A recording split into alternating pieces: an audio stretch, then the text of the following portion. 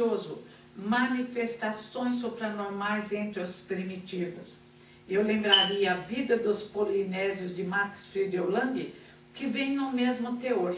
Ou seja, entre os primitivos já encontramos todos os fenômenos mediúnicos. As materializações, e Herculano diz, as materializações são mais rudes, mais grosseiras. A mão que aparece e se materializa é a mão de um primitivo. Mas Ernesto Bozano já nos lembra que o primitivo levita, que eles são escolhidos como feiticeiros curadores pelo feiticeiro mais velho da tribo, que sabe intuitivamente quem possui mediunidade. Que o primitivo é colocado numa caverna para o desenvolvimento de sua mediunidade. E que o critério para ele se tornar médium curador é quando ele consegue levitar ou fazer alguém levitar. Max Friedel Lang, que não é espírita, Bozano é. No livro A Vida dos Polinésios, ele conta outros fenômenos semelhantes. Os polinésios andando nas brasas, os polinésios entrando em contato com os parentes que faleceram, os polinésios temendo os parentes maus, os inimigos cruéis desencarnados e esperando a ajuda dos bons. E conta Max Friedel Lang um fenômeno mais interessante, confirma aquele fenômeno da oração da morte. E ele diz que o polinésio pega, que era comum no horizonte primitivo, um bonequinho faz voodoo, espeta o bonequinho, mas não é aquilo que faz efeito. É a força do pensamento do indivíduo que o realiza com o complexo de culpa daquele que recebe. Max Friedel Lang notou que só era atingido pela magia aquele que se julgava culpado, que sabia que merecia ser atingido pela magia. E eu achei isso lindo, porque ele não fala em pensamento positivo, ele não se diz espírita, mas ele chegou ao cerne do problema. E esse livro foi escrito há uns 20 anos já, A Vida dos Polinésios. Como diz Kardec na Gênese, não viemos trazer nada de novo. Não inventamos nada. Viemos apenas, diz o mestre de Lyon, colocar os pingos nos is. Em horizonte primitivo, lembra Herculano, já conheciam a existência da força, que eles chamavam de mana ou orenda, que corresponde ao nosso ectoplasma. Já sabiam que essa força vertia sobre tudo da cabeça dos assistentes, mas que era mais intensa na cabeça do médium. E achavam também que esse ectoplasma podia ser acumulado com auxílio dos espíritos inferiores. Utilizavam o passe em posição de mãos. Lukács, no livro Mito e Vida dos Caiapós, fala também como a verdade estava ali no horizonte primitivo, entre os índios caiapós do Brasil. Fala como eles, Lukács acha que eles acham que entram em contato com o plano espiritual superior. E eles têm as suas historinhas. Historinhas que diríamos nós, são histórias espíritas, porque a verdade é uma só. Ou não seria verdade? Não estaria no horizonte primitivo, não estaria com os sacerdotes druidas, com Sócrates, Platão, Moisés e tantos outros. Então a verdade nos acompanha há tanto tempo e não conseguimos ainda compreendê-la. Piaget diz que só compreendemos quando mudamos o comportamento. Enquanto não mudarmos o nosso comportamento para melhor, não compreendemos a verdade libertadora, que vem no horizonte primitivo, que se expressa nas materializações, que aparece entre os caiapós, que falam na existência de duas tribos, a do céu e a da terra.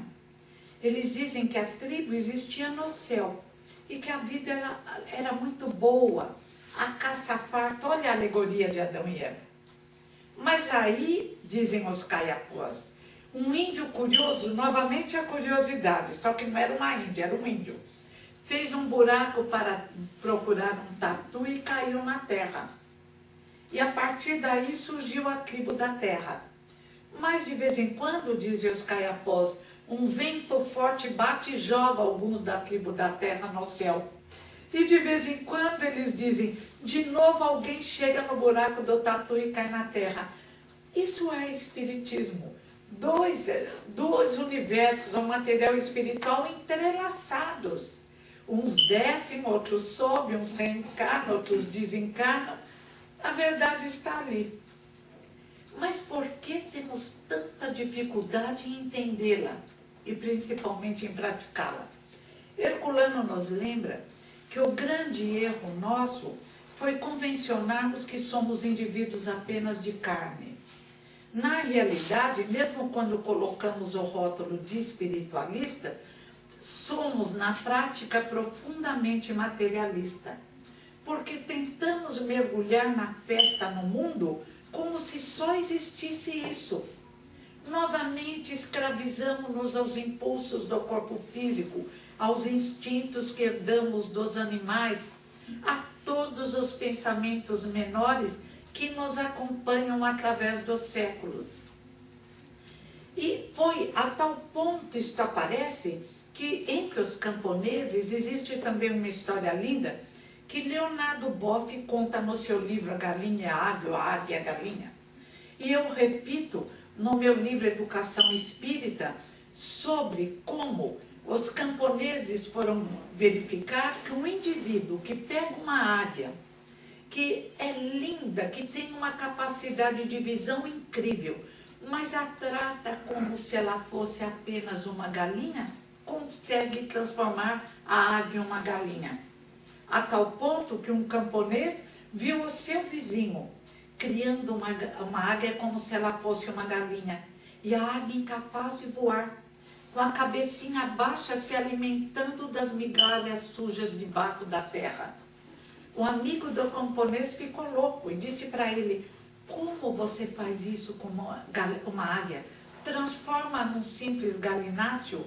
Ele disse, ela é tola, ela não sabe voar.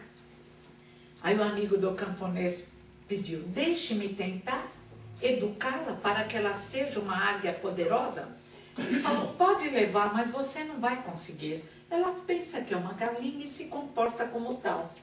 Foi difícil o amigo do camponês fazer com que a águia se conscientizasse de que era uma águia poderosa.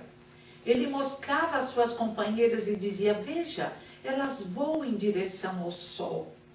E a águia dizia, mas eu não sou igual, eu sou uma simples galinha e só sei um voo rastejante.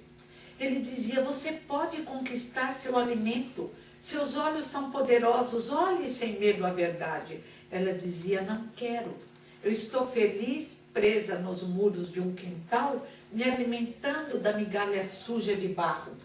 Mas o amigo do camponês não desistiu. Levava todo dia a águia até uma montanha para que ela aprendesse a voar. Fez com que ela fizesse exercícios para desenvolver a musculatura que permitisse os voos da águia. Até que depois de muito trabalho, que os menos avisados considerariam castigo, que outros tolos diriam que era pagamento de dívida pelos erros cometidos, não havia nada disso. Havia apenas falta de educação. A águia finalmente teve a coragem, ousou, e pulou da montanha e partiu voando em direção à luz. Então ela pensava, eu nunca fui tão feliz. Como eu consegui me manter tão tola, vivendo como uma tola galinha, olhando só o barro da terra e permitindo que o barro me cegasse. Assim somos nós. Convencemos-nos de que éramos tentando encontrar a felicidade, não encontrada no barro da terra, convencemos-nos que éramos apenas indivíduos de barro e que nosso destino seria apenas viver do berço até o túmulo. Seria um prazo muito pequeno que não nos permitiria o desenvolvimento pleno.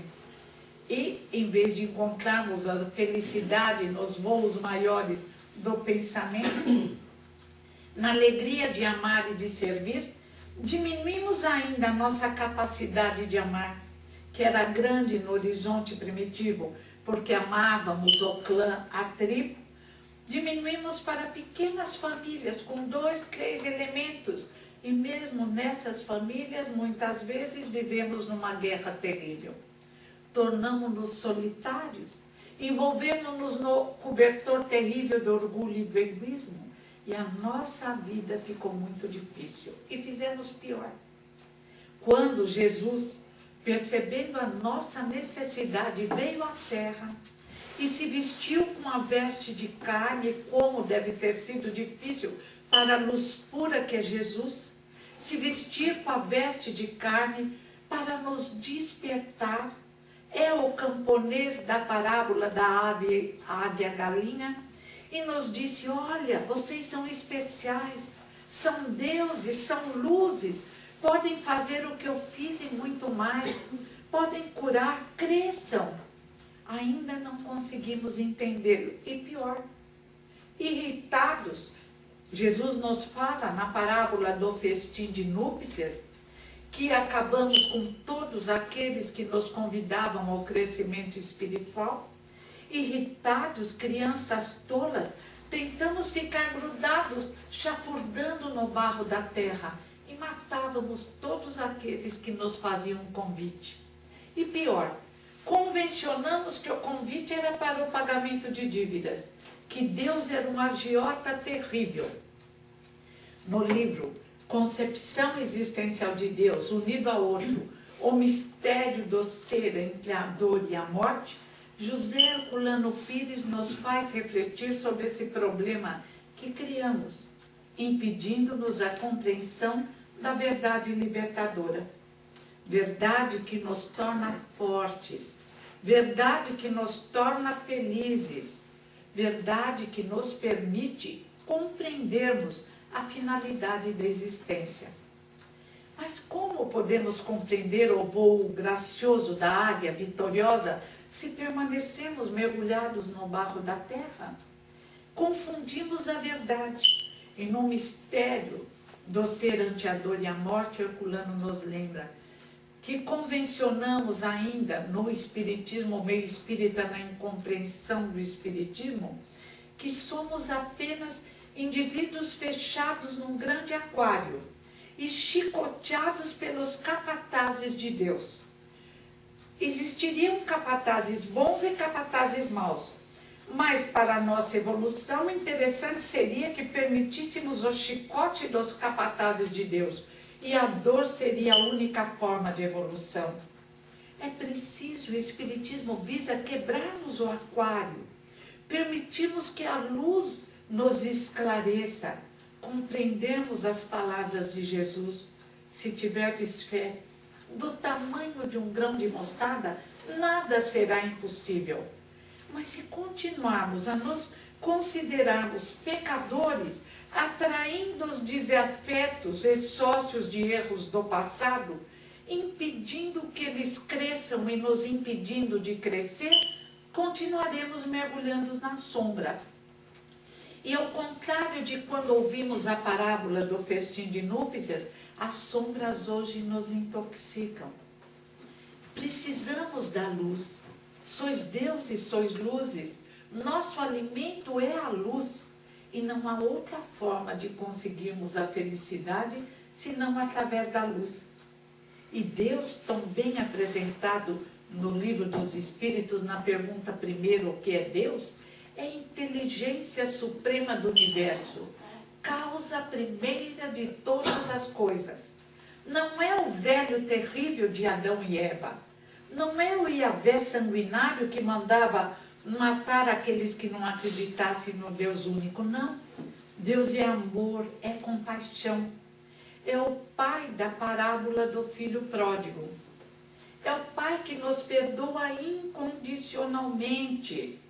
E tantas vezes os indivíduos vêm nas sessões de desobsessão ou encarnados na casa espírita e perguntam: mas eu cometi um erro terrível. Senhoras dizem: eu fiz aborto. Homens dizem: eu abandonei minha esposa sem olhar para trás. E nós dizemos: lembre-se da parábola do filho pródigo. Por mais que tenhamos errado, Deus nos dá oportunidade, através da bênção da reencarnação, de fecharmos a cortina sobre o passado, de nos transformarmos em novos indivíduos, caminhando, e este é o convite de Jesus, caminhando no caminho florido, estreito, mas florido, sem espinhos, do amai ao próximo como a ti mesmo. Mas como vamos amar o próximo se não nos amamos? Como vamos amar o próximo se nos consideramos cheios de pecado? No mistério do ser ante a dor e a morte, e no Revisão do Cristianismo, um livro que é um hino de amor a Jesus, Herculano nos diz, mas não somos filhos do pecado e da dor. Somos filhos da luz, somos filhos de Deus, que nos criou à sua imagem e semelhança. Se desafios são necessários no nosso mundo, tem um capítulo no mistério do ser ante a dor e a morte, o mundo sem dor. Se no atual estágio de evolução da Terra existem desafios, não podemos aumentar os desafios próprios da Terra em dores insuportáveis. Mas onde ele encontrou isso? É claro que em Kardec, ele era um fiel discípulo de Kardec. No item fatalidade, no livro dos Espíritos, está lá, leis morais, fatalidade. Fatal só nascimento e morte. Meu Deus, se fatal só nascimento e morte, tudo mais pode ser mudado. E sabemos que a morte pode ser mudada, que anos a mais podem ser concedidos ao indivíduo. Fatal só nascimento e morte. E o livro dos Espíritos também nos diz que a reencarnação visa desenvolver potencialidades, luzes interiores. De onde pensamos a ideia absurda de que só pelo sofrimento e pela dor vamos evoluir? Em A Gênese de Allan Kardec encontramos um capítulo precioso que tem iluminado minha vida e espero que ilumine mais a de vocês, o mal e o bem. No capítulo O Mal e o Bem, Herculano encontrou informações para o desenvolvimento dos seus livros, Concepção Existencial de Deus, O Mistério do Ser ante a Dor e a Morte, Obsessão, Passe e Doutrinação e outros. O Mal e o Bem de A Gênese diz assim, alguns males existem na Terra visando a evolução dos homens. Alguns cataclismos, problemas próprios de um planeta em evolução, mas que visam apenas tornar o indivíduo mais inteligente. Porém, diz a Gênese, a maioria dos males é criação do homem. Acabou. Mas por que somos tolos de criar nossos males? A guerra, a fome, a violência, a crueldade, o tráfico de drogas, o grande número de indivíduos que, julgando-se apenas seres de barro, que acham que vão morrer daqui a pouco, que mergulham nas drogas para esquecerem os desafios da Terra, ainda muito frágeis, não têm coragem de enfrentar as dificuldades, criamos quando não compreendemos os ensinamentos de Jesus. Criamos quando desconhecemos nossa força interior. Criamos quando nos comportamos como bebês chorões, incapazes de enfrentar os desafios próprios do planeta Terra. Esquecidos de que existe, capítulo do Livro dos Espíritos, o Anjo da Guarda. Existe um anjo da guarda, um espírito sempre ao nosso lado procurando resolver nosso problema. Em seguida vem espíritos familiares e amigos. Meu Deus, além do anjo da guarda, ainda tem espíritos familiares e amigos. Então existe um exército vibrando por mim? Existe. Cada indivíduo que reencarna na Terra tem um exército de luzes vibrando para que ele evolua. Mas aí, nós, comportando-nos como galináceos tolos, começamos, ninguém me ama, ninguém me quer, eu sou uma porcaria, ai, o que eu fiz no passado, eu tenho vergonha dos erros do passado. Gente, os indianos dizem, o homem que cresce moralmente extermina o karma negativo. Cada encarnação permite transformarmos o karma em dharma, karma negativo em karma positivo. Esse é o trabalho que Jesus veio fazer na Terra. libertar-nos das dores irracionais que criamos na terra, libertarmos-nos de nós mesmos. Falamos tanto em obsessor, coitado do obsessor, às vezes nós que estamos obsedando o coitado. O coitado quer crescer, diz, não, mas eu não fui tão ruim, eu agora... E nós, não, ai meu Deus, o que eu fiz no passado, o que eu fiz com quem? Com quem? Lá vem o coitado e fala, me deixe em paz, eu sei que eu errei, mas vê se pensa em outra coisa. É nós lá, nós lá. Um dia uma amiga minha, ela já desencarnou, linda, maravilhosa, um coração, ajudava meio mundo. Mas houve um problema grave no centro delas, roubaram a ata, tentaram registrar, tirá-la da presidência, um horror. E ela ficou muito magoada com o indivíduo. E anos se passaram e ela com aquela mágoa. Aí um dia ela falou para mim, eu acho que eu estou perturbada, Heloísa, eu não consigo tirar fulano da cabeça. Mas quando eu chamei a polícia para mostrar o que ele estava fazendo, roubando o dinheiro, ele disse que eu ia arder, que ele ia fazer mais como eu falei, Madalena, para, que bobagem. Mas eu vou fazer uma consulta na minha desobsessão e pedir por você. Bom, pedi, se comunicou um espírito revoltado e disse, pelo amor de Deus, pede para essa mulher parar de pensar em mim. Eu estou tentando esquecê-la. Será que ela vai passar a vida toda me chamando, me chamando? Estou lá longe, estou descansada, minha senhora. E ela me chama, e ela não me dá... Aí eu falei, ai meu Deus, como eu vou falar isso para a Madalena? É cruel. Mas eu cheguei e falei. Ela falou, Heloísa, ela falava, Heloísa, ela é de Maceió. Você está certa. Você sabe que é verdade? Eu não deixo, eu não consigo esquecer. Eu fico pensando, eu falei, pois é. E o coitado diz que não te aguenta mais. Por ele. Esquece o encarnado. Lembra desse coitado de desencarnado que você atrai onde ele está? Nas escolas espirituais tentando progredir. Ela, imediatamente, ela começou a se educar para se transformar. E a obsessão acabou. No livro Obsessão, Passe e Doutrinação, é um livrinho assim, uma brochurinha brilhante. José Herculano Pires fala sobre o problema da obsessão. Primeiro explica o passe, porque surgiu os novidadeiros do espiritismo. Surgiu uma teoria maluca que não precisava da passe, era cruzar o braço e mentalizar. Não dá. Então Herculano prova, através do estudo, que o passe acompanha o homem desde das primeiras expressões na Terra. Em vários vídeos na televisão, quando eles filmam os índios, a gente vê que nas horas de cura, eles colocam as mãos em posição de mãos. E fazem prece e também dão umas cachimbadas, não sei o que folha que tem, que sai até um produto escuro do corpo do indivíduo necessitado. Então o passe vem através dos séculos. É usado na Rússia. Experiências psíquicas além da cortina de ferro. Duas americanas analisam essa parapsicologia russa. Eles impõem as mãos e filmaram através da câmera Aquila e viram que das mãos do indivíduo que deseja ajudar o próximo sai uma luz, um raio laser, que atinge o indivíduo onde ele tem necessidade. A obsessão é a educação. Primeiro precisamos de autodesobsessão. Precisamos do comparecimento à casa espírita, que permite a absorção de energia melhor, Gênese. O perispírito absorve a energia luminosa ou não do local onde se encontra. Absorvemos na capacidade de semelhança com o nosso modo de ser. Fluidos de semelhantes se repelem.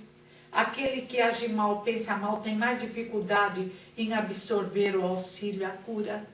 E a casa espírita é o oásis. Aliás, Herculano escreveu o Centro Espírita, belíssimo, onde ele diz, é o ponto de ótica, de convergência de todo o movimento espírita. Tem os serviços da casa no sentido de esclarecimento de encarnados e desencarnados. E lendo a Gênese verificamos que está impregnado de energia melhor, porque neste momento, aqui estamos no nosso melhor momento, pensando em Jesus, mergulhando o pensamento nas dimensões melhores e permitindo o auxílio de que necessitamos. o anjo da guarda, nossos espíritos familiares, pais, mães, desce da outra encarnação, vibram com a nossa presença nesse oásis de paz. Então é comum, chegamos cansados, desarticulados, magoados e saímos renovados, felizes, recuperados. André Luiz conta, acho que em Missionários da Luz, nos domínios da mediunidade, de um indivíduo que recebe todo esse auxílio. Os supostos obsessores, nunca se sabe quem é obsessor, quem é obsedado, é uma união de pensamentos. São afastados. E o instrutor diz, André Luiz, e não é que esse indivíduo sai lá fora, se sente menos homem e começa a chamar os obsessores? E vai carregado. Aí chega na casa, a esposa protegeu a casa com o evangelho no lar. Tem gente que nem... para que o evangelho no lar? Oh, meu Deus do céu, por que acendemos a luz no lar? Acendemos a luz física, mas nós esquecemos de acender a luz espiritual? Faça sozinho. Sente, faça a prece de gratidão a Deus por tudo que Ele nos permite. Abre o evangelho, leia um trechinho e comente, sozinho ou acompanhado, porque tem espíritos lá necessitando de evangelho no lar.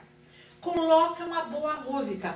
Hoje, como chama a menina que me falou que deixava na Rádio Boa Nova? É uma ótima ideia. Deixe numa música boa, num esclarecimento a mentes físicas e extrafísicas que se ligam a nós. E quem diz que isso pode acontecer não são só espíritas. Além de muita gente, até nossos irmãos protestantes, que hoje fazem o descarrego, nossos irmãos católicos que fazem o exorcismo, além de toda essa gente, os parapsicólogos que reconhecem que mentes extrafísicas podem agir sobre mentes físicas. E dizem que quando dois indivíduos se encontram, um indivíduo, consciente ou inconscientemente, pode desvitalizar, roubar a energia do outro. Como viver num mundo que tornamos tão difícil? Tornando nossos pensamentos firmes, fortes, alegoricamente criando ao nosso redor, através da melhoria da aura, do nosso modo de ser, uma proteção. Alegoricamente falando, um escudo de luz. Como fluidos dissemelhantes se repelem, se conseguirmos manter o pensamento positivo, poderoso, firme, teremos ao nosso redor a proteção necessária, que impedirá que pensamentos menores nos atinjam e nos arrastem para condicionamentos do passado.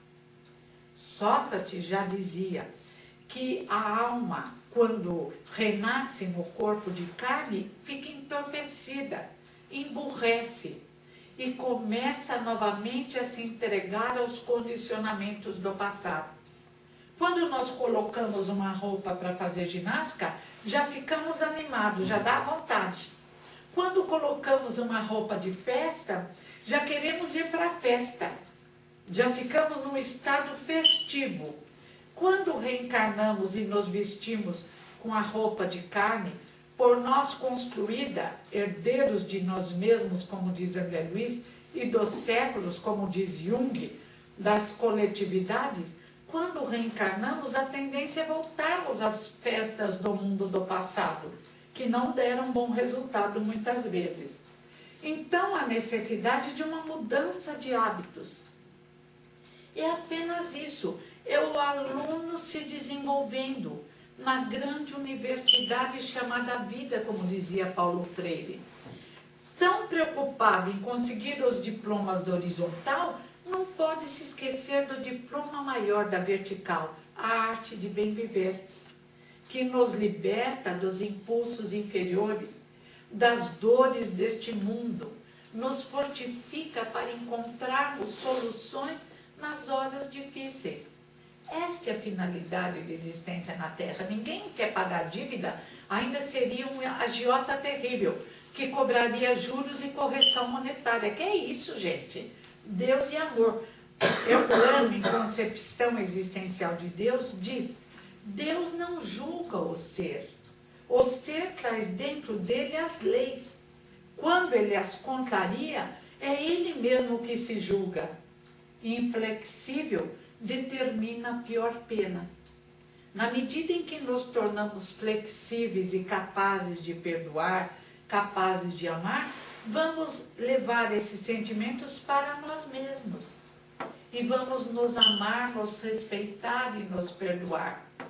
Esta é a finalidade da educação que convencionamos chamar de espírita, mas que aparece 8.000 anos antes da vinda de Jesus entre os druidas nas Gálias. Os druidas que trouxeram uma doutrina em tudo semelhante ao espiritismo.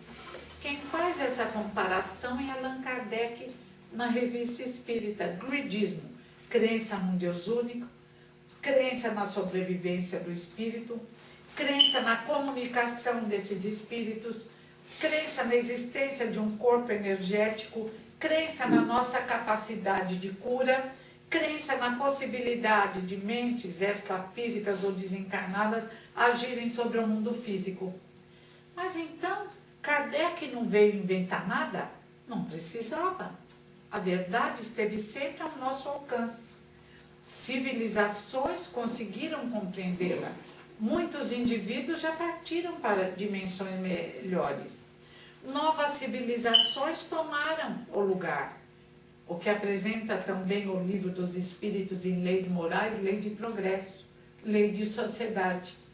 E nós agora, Herculano apresenta essa ideia no livro Introdução à Filosofia Espírita e O Ser e a Serenidade, 2 livros. Estamos num momento em que a ipseidade está numa descida. O que é ipseidade? Ele explica. Quem diz que Herculano é difícil não lê direito, porque ele explica os termos técnicos. Ipseidade é a espiral de evolução. O indivíduo está na base da espiral de evolução. Ainda somos, como diz André Luiz, fetos no desenvolvimento da razão. Ele diz em evolução em 2 mundos. Para quem é vaidoso, lembra bem, fetos no desenvolvimento da razão. Abaixa o nariz arrebitado, ignorância. Estamos ali, fechados em nós mesmos, o arquetipo. Como estava Saulo de Tarso quando acreditava que só o seu Deus era poderoso. Como estava Madalena Maria Magdala quando procurava nas seduções dos corpos de carne a felicidade para a sua alma. Como estamos todos nós quando procuramos apenas nas conquistas materiais a felicidade, que não está nas coisas exteriores, mas está em nosso interior. Estamos ali fechados no arquetipo. Precisamos subir a montanha de evolução. Mas individual e coletivamente, há esse processo, é uma espiral, com subidas e aparentes descidas que apenas preparam uma nova subida. E assim vamos nos desenvolvendo até nos abrirmos para o arquetipo, que é a capacidade de amar e de servir, que Piaget, o biólogo não espírita que estuda o pensamento, o desenvolvimento do pensamento, chama de personalidade, que psicólogos, psicanalistas chamam de individuação ou conscientização de nossas responsabilidades e nossas possibilidades e expressão na capacidade de amar. Quando chegamos no arquetipo, seremos o que o querido mestre de Leon Kardec chama de espíritos puros. E então a Terra que passa por esse processo, que está numa aparente dolorosa descida para a última subida, será um mundo de paz, de justiça e de amor. Ai, vai valer a pena, né, gente?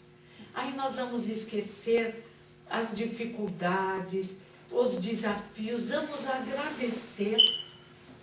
Aliás, já agradecemos, olhando o nosso passado, vendo os desafios que já atravessamos, sentimos que podemos atravessar os desafios do presente.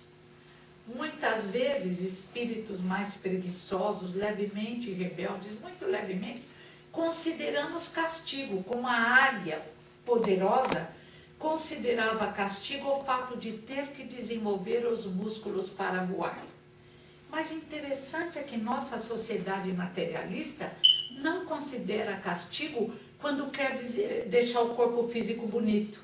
Então a mulherada e os homens agora é botox, é musculação 3 horas diária. E os músculos doem, não tem importância, eu vou ficar lindo.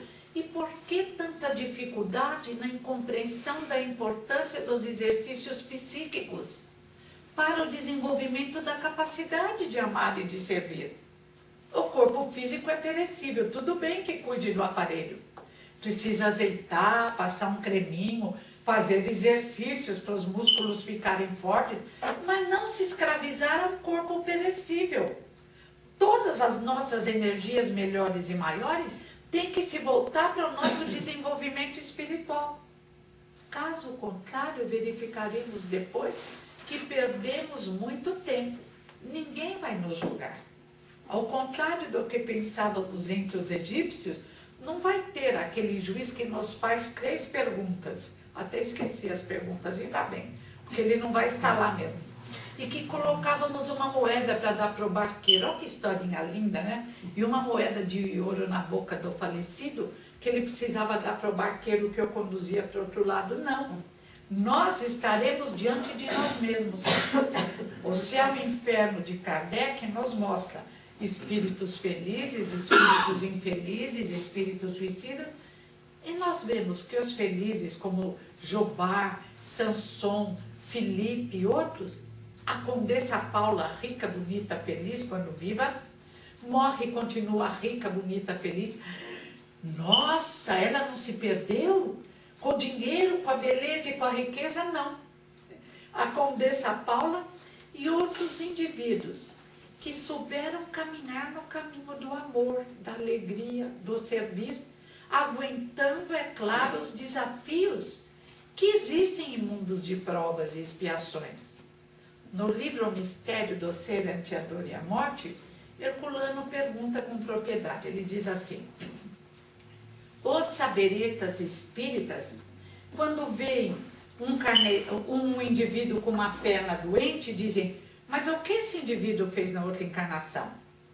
E o que eles responderiam se perguntássemos o que os carneirinhos com pernas doentes fizeram em outras encarnações?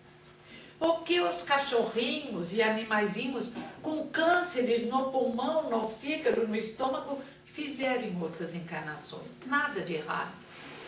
Porque o momento de conscientização do erro é quando há o conhecimento. É quando entramos naquela alegoria linda, saímos de Adão e Eva, saímos do paraíso perdido, do horizonte, do universo onde havia comida farta, e entramos no reino nominal. E aí começamos a desenvolver a nossa razão. Só nesse momento, quando conseguimos discernir o certo do errado e nos libertamos do instinto que nos carrega de forma quase sempre correta, é que surge o erro. Se sofre os animais irracionais e como sofrem, um tsunami produziu sofrimento em muitos animais. Os elefantes se salvaram em algumas espécies, mas muito, e as árvores, os vegetais, foram de roldão. Por quê? Porque são desafios próprios do planeta Terra. Tem na Gênese lei de destruição, que só é válida, diz a Gênese, para os animais inferiores, para os seres inferiores. Cabe ao homem da Terra, que é mais capaz de agir sobre a matéria condensada quando desejar, diminuir a dor da Terra. Muito foi feito. A anestesia, a asepsia, o desenvolvimento da psicologia, psiquiatria, veterinária, educação, muito. Mas se o homem cresce de um lado, ele desanda muitas vezes no outro. Novamente surgem as ideias emboloradas de Roma antiga: viva a libertinagem, escravidão ao corpo físico. Oh, até onde? Até onde vamos exigir a dor para o despertar necessário à nossa felicidade? Então vamos tomar nossa linha e verificar, como diz Paulo de Tarso, o que realmente nos convém. O que realmente nos torna felizes, mas de uma felicidade duradoura. Porque de nada vale essa felicidade que não é felicidade essa alegria instantânea que depois provoca dor e desequilíbrio. Ninguém julga o ser, diz Herculano, em concepção existencial de Deus. É o próprio indivíduo que se julga e decreta a sua pena. E às vezes com um rigor inimaginável. De outras vezes, nós nos desequilibramos tanto que, ao nos analisarmos no mundo espiritual, exigimos para nós dificuldades imensas. Por exemplo, Jesus Gonçalves conta nos seus poemas, vindo através de Chico Xavier, que ele cresceu através da túnica de Chagas, a lepra. E nos livros psicografados por Célia Xavier, que tem credibilidade, é filha de Urbano de Assis Xavier, faz um serviço belíssimo lá em Rondônia. A história de Jesus Gonçalves nos apresenta um guerreiro, Ciro, terrível, envenenador, egoísta, que mata o marido da mulher que ele julga amar para ficar com ela e não consegue. E em várias encarnações ele comete erros terríveis. E finalmente ele, tão decepcionado com ele mesmo, ele pediu para ver padre, veio e errou, mesmo tentando entender Jesus, não conseguiu. Aí ele pede para vir com a túnica de Chagas. Nasce no Brasil, fica leproso, vai parar em Pirapitingui, e ele conta que no início foi muito difícil ele aceitar a lepra, a separação dos familiares, ele era revoltado. Mas ele havia se comprometido no mundo espiritual, era escolha dele, é que esquecemos. Ele abre o Evangelho, ele recebe o Evangelho, abre e começa a ler e chora. E afloram as lembranças dos cursos realizados antes da vinda à Terra. Ele aceita as dificuldades, a lepra, funda um centro em Pirapitingui, ajuda todos os seus irmãos leprosos e se transforma num anjo de luz, o querido Jesus Gonçalves. Ele escolheu a lepra. Eu não, pelo amor de Deus, eu peço trabalho. Não. Vamos lá, se puder trabalhar sim, trabalhar de noite, cansar, gastar o joelhinho, não faz mal. Mas a túnica de Chagas é muita dor. Se bem que agora a própria sociedade libertou aquele que veste a túnica de Chagas, que através dos remédios, apesar das construções danosas do seu pensamento sobre a fragilidade da matéria, hoje consegue ficar praticamente curado. Existe ainda uma parte que conserva a doença, mas tomando o remédio certo, ele pode viver na sociedade, como o nosso querido Amilcar de Alquiaro vivia entre nós. Amilcar quase que se libertou da túnica de Chagas, perdeu uma perna na doença, andava com uma prótese que o machucava, mas também foi um espírito lindo, que fala sobre o amor, a necessidade de progresso, o desenvolvimento. Esses seres seguros, livres de si próprio, não caindo na libertinagem. Não existe desculpa para a libertinagem. A liberdade disciplinada, só existe liberdade com disciplina, dominando os instintos e impulsos inferiores, que outrora não eram inferiores quando nós mesmos não havíamos desenvolvido a razão, mas que agora não tem razão de ser, dominando e extinguindo o orgulho e o egoísmo. Piaget, estudando o desenvolvimento do pensamento na criança, diz que a primeira fase é sensório-motora. O indivíduo está voltado só para o atendimento dos pedidos do corpo. Só consegue perceber o mundo através do sensório.